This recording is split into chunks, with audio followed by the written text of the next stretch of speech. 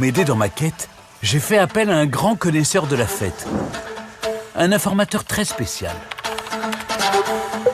Bonjour Stéphane, je crois que j'ai une bonne piste pour toi. Ah, Stromae, mais quelle surprise! Il y a un gars qui a joué sur mon dernier album Multitude et il fait danser les gens comme personne. Ah oui? Je crois que tu pourras le trouver dans le Berry. Bon bah écoute, je file à sa rencontre, à bientôt, salut! Un jeune homme recommandé par Stromae. Je ne pouvais pas hésiter.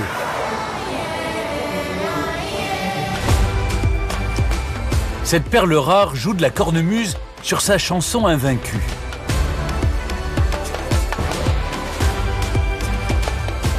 Effectivement, ça met de l'ambiance. Je file à sa recherche sur les routes du Berry, terre des plaines agricoles à perte de vue, mais aussi de traditions fortes. Autour de ce petit château, il se trame justement quelque chose de festif. Je vais tenter d'en savoir plus. Et pour cela, j'ai apporté mon gadget favori.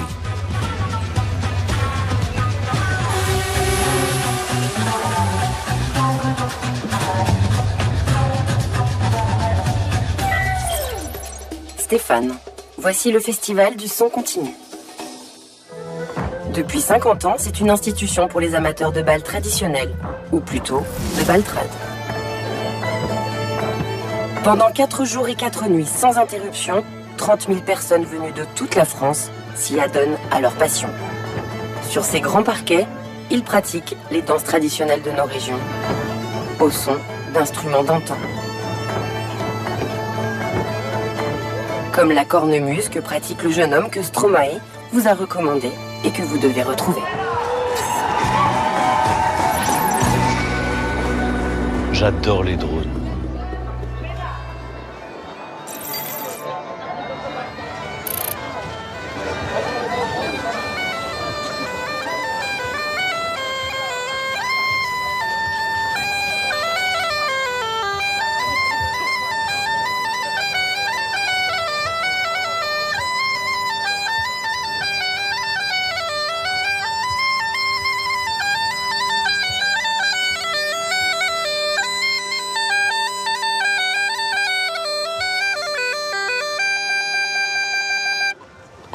Bonjour Louis. Ça va? Stéphane. Enchanté, Louis. Waouh! Elle répond, c'est elle qui parle en fait. Comment on décide de devenir cornemusier? Alors moi je dirais plutôt cornemuseux. Cornemuseux? Ouais, Ah effectivement. Oui. Ça dépend s'il y a des structures qui enseignent la cornemuse, Ouais. si on a une histoire familiale qui nous relie à cet instrument, ce qui n'est pas Oui, si mon on cas. est celte ou que des cousins écossais? Même Alors pas, pour le coup, vous êtes dans le pays de la cornemuse, c'est-à-dire le pays qu'est la France, où il y a plus de 20 types de cornemuses. Vous voyez, ça c'est un truc, les gens quand ils voient des pipes, comme on dit en anglais, des cornemuses, ils pensent qu'on est évidemment dans l'extrême ouest de la France.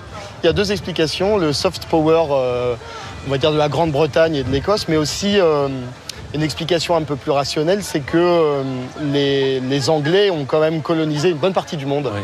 Et par conséquent, ont rendu visibles les cornemuses. Mais la cornemuse, il y en a vraiment partout dans l'Europe, dans l'Afrique du Nord. Ça va assez loin jusqu'en Iran. Voilà. Celle-ci vient d'où? Alors moi, je joue une version qu'on va qualifier d'un peu revivaliste. Vous allez beaucoup entendre ce mot, je pense, en explorant les musiques traditionnelles de la française. Revivaliste parce qu'elle est inspirée, on va dire, des modèles qui étaient faits ici, pas loin, voilà, dans le centre de la France, en particulier l'Indre et aussi un petit peu au nord du Puy-de-Dôme, dans l'Allier. Louis fait vivre une tradition ancrée ici depuis des siècles. En 1852, George Sand, la plus célèbre des berrichonnes, rédige les maîtres sonneurs, en hommage aux cornemuseux de sa région. Il ne soufflait que peu dans la musette, tant il était habile à gouverner son vent. Et disait entre chaque bouffée 1000 drôleries et sornettes qui mettaient tous les esprits en joie et folie. Un siècle plus tard, c'est ce roman qui a inspiré la création de ce grand rassemblement. Il y a une ambiance très particulière dans ce festival. Qu'est-ce qui vous plaît ici? C'est qu'on célèbre tous les instruments anciens qu'on fait revivre en quelque sorte et qu'on adapte au temps moderne? Oui, alors moi ce qui me plaît c'est déjà que c'est un festival de cœur pour moi. J'ai donc grandi à Châteauroux et donc vers 15-16 ans, j'ai pris la petite navette pour aller à La Châtre et ensuite rejoindre mes copains au festival qui était à Saint-Chartier à l'époque. Et donc j'ai grandi avec ces deux festivals et après ce qui me plaît c'est effectivement une forme de continuité mais une célébration toujours actualisée, c'est-à-dire que ce ne sont pas des instruments qui ont besoin d'être sauvés d'une certaine manière. Ce sont des instruments qui vivent. C'est la musique du peuple pour le peuple par le peuple, j'ai envie de dire. Et donc c'est ça qui me plaît, c'est qu'on est sur un festival populaire qui se veut accessible aussi par ses tarifs. Et puis c'est un peu la garden party de la musique traditionnelle en France ici. Le bal trad, c'est l'histoire d'une transformation d'un patrimoine folklorique en musique à danser pour tous. Jeunesse, jeunesse, il faut penser à l'amour. Au départ, ces danses d'origine paysanne sont pratiquées exclusivement entre soi, dans le cadre de certaines célébrations. Mais elles vont peu à peu intégrer la culture populaire. Et oui, c'est un peu le folklore, donc le vieux folklore du terroir français. Et cela d'ailleurs a une importance considérable dans le monde des variétés, puisque toutes ces vieilles danses ont inspiré nos javas, nos tangos. Après mai 68, une certaine jeunesse rejette une société trop individualiste et trouve en ces danses l'expression d'un plaisir authentique et collectif.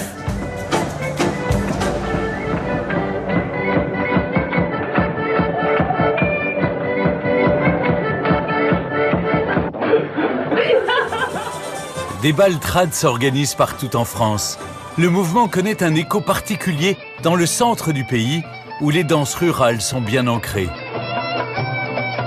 En arrivant, j'ai été subjuguée. C'est autre chose, on se ressource, j'ai l'impression. Musicalement, je crois qu'on va se ressourcer. Et ça, c'est formidable. Les gens ont besoin de se ressourcer. C'est meilleur que la drogue. Je crois que c'est la plus belle drogue du monde, la musique. 50 ans plus tard, on célèbre plus que jamais cet art de la fête populaire qui a permis le renouveau d'instruments anciens. Chaque grand rassemblement est donc aussi celui des luthiers et de leur savoir-faire. Alors comment ça se joue ce truc? C'est pas très compliqué, hein. Il suffit de taper dessus. Ah, faut taper dessus. Et on joue la flûte en même temps.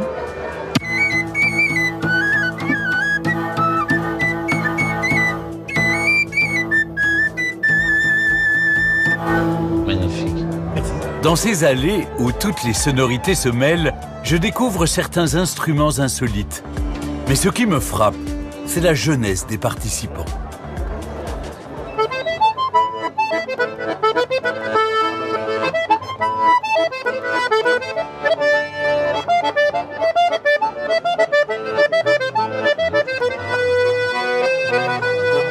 Ah, mais j'adore, mais c'est vachement bien. Mais alors, moi, on m'a toujours dit que l'accordéon, c'était un instrument pour les gens de mon âge, vous voyez. Mais pas du tout. Mais en fait, il y a des jeunes. Il y a des jeunes, il y a des plus jeunes que moi, d'ailleurs. C'est vrai que vous vous intéressez à l'accordéon depuis longtemps? Ouais, depuis que je suis petit. Ah oui? Quand j'avais 7-8 ans, donc ça aide. Je peux vous demander votre âge? 23 ans. À 23 ans, vous voyez, ça me paraît fou, ce festival. Je vois que des jeunes qui se passionnent pour des instruments anciens. Ça vous étonne pas, vous? Pas du tout, étant donné que j'en fabrique. Donc, ouais.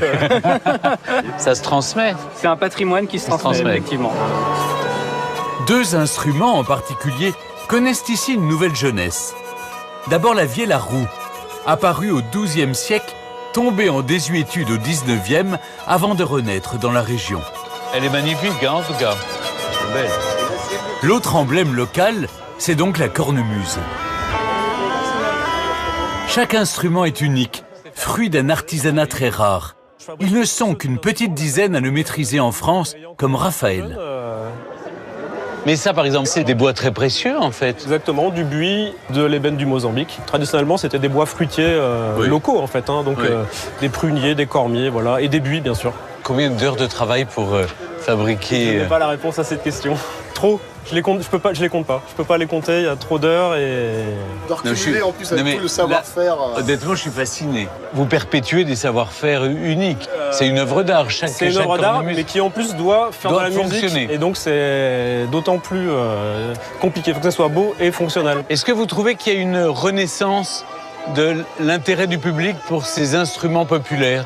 C'est des cycles. À des moments, les gens se réintéressent à ça. Ce qui est important pour moi, et je pense pour nous, c'est de se dire que ce matériel, il va être réemployé par des gens qui souhaitent faire de la musique et s'émanciper par l'art en général. C'est ça l'essentiel. Le patrimoine, ça se transmet de génération en génération. Est-ce que vous voulez bien justement initier un novice comme moi on peut essayer. À la cornemuse? Vous voulez essayer une cornemuse? On va prendre ce qu'on appelle la 16 pouces. La 16 pouces? C'est la taille du hautbois qu'on mesure en pouces, en ancien pouce français. Déjà, je pense qu'il faut la tenir d'une manière particulière. Ouais. Vous allez placer le grand bourdon sur l'épaule. Et en fait, là, tant que c'est pas gonflé, c'est un peu informe. Oui. Vous allez commencer par gonfler, donc en soufflant dans le bouffoir, ou le porte-vent. Et quand la poche sera gonflée, assez naturellement, elle viendra se positionner sur le côté. Et vous la prenez avec le bras. Voilà, là on entend les bourdons qui se sont mis en route. Voilà. Allez-y, soufflez. Je vous joue un air. Il va vous faire le professeur. Appuyez avec le bras. J'essaie de me cacher, comme ça on croit que c'est vous.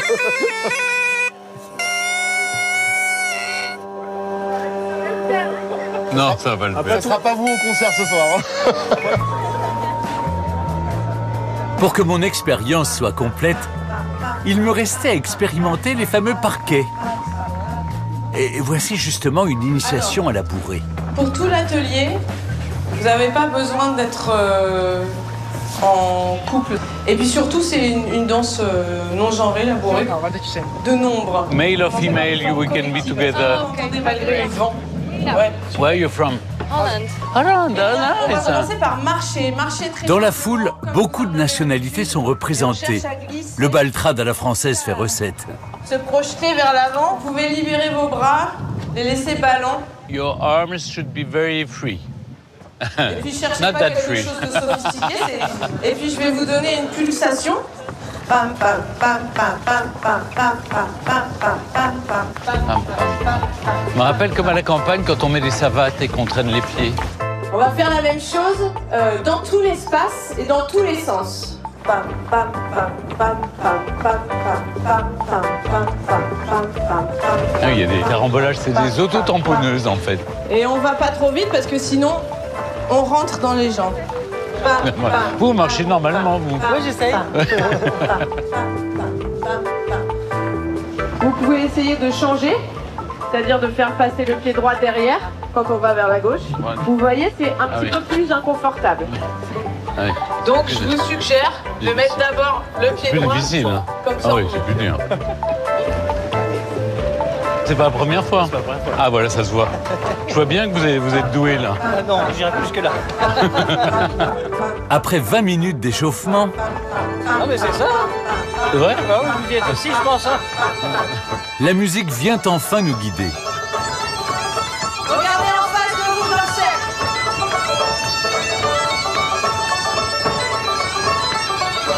Pas très à l'aise au début, je comprends peu à peu le plaisir de la bourrée.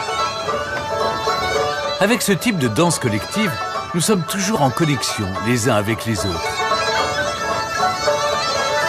Ça donne le tournis, hein. On change. À l'origine d'ailleurs, il s'agissait presque exclusivement de rondes.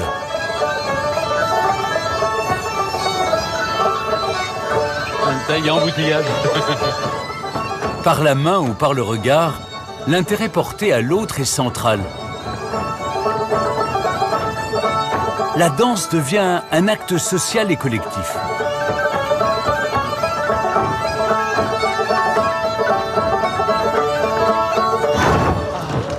Ah, j'en peux plus, moi. Je suis mort déjà. À mon âge, je me fais faire des choses pareilles. Buvez un coup. Allez. Revenez après. Hein. Ça fait un peu. Oui, et vous? Non, moi ça fait depuis que je suis née. Ah, c'est vrai? Oui. Vous venez tous les ans? Ouais. Ah, c'est génial. Et alors, ça vous plaît? Oh, j'adore. Tous les ans, en ce moment avec impatience. C'est que 4 jours par an et c'est super long, genre c'est à 7 heures de route de chez moi. Ouais. Mais c'est vraiment une tradition comme ça et du coup ça paraît super familier, donc c'est vraiment trop C'est cool. Mais vous arrivez d'où? Vous avez... On vient de Cherbourg, nous, de la De France. Cherbourg? Oui. De Cherbourg jusqu'ici, dans le Berry? Oui, Ah non, mais c'est incroyable. Juste pour la bourrée? Ah, c'est chouette. Bah écoutez, je suis content. Puis on fait des rencontres, c'est sympa. Quand vous dites à vos copines que vous allez à un festival de bourré-berrichonne, elles vous trouvent pas un peu déconnecté? Si, on m'a dit, c'est un truc de farfadet malicieux. On Ça, c'est sympa. un jour. Oui, c'est vrai qu'il faut être dans le truc, il faut avoir les idées un peu. C'est vrai que nous, on baigne dedans du coup depuis vraiment toute petite, c'est le cas de le dire. Du coup, on est vraiment habitués, tout est familier. Les gens ici sont tellement tranquilles. Oui, c'est sympa. Il y a une ambiance incroyable et personne ne se juge en fait. Voilà, c'est ça, c'est exactement ça. Et c'est vraiment ça ce qui fait la spécialité du festival et que c'est trop bien et que l'on adore venir tous les ans. Bon, ben, éclatez-vous bien alors. Merci beaucoup. Merci. À plus tard. Bien, merci.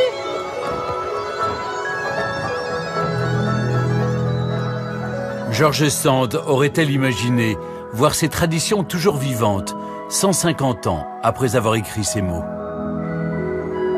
Les vieux, les jeunes, les petits-enfants qui ne savaient pas encore mener leurs jambes, comme les grands-pères qui ne tenaient quasiment plus sur les leurs, les vieilles qui se trémoussaient à l'ancienne mode, les gars maladroits qui n'avaient jamais pu mordre à la mesure, tous mis en branle. En voyant toutes les générations se mélanger et lâcher prise ensemble, je n'ai plus de doute. Il faudra absolument des danses traditionnelles pour ma fête du pain.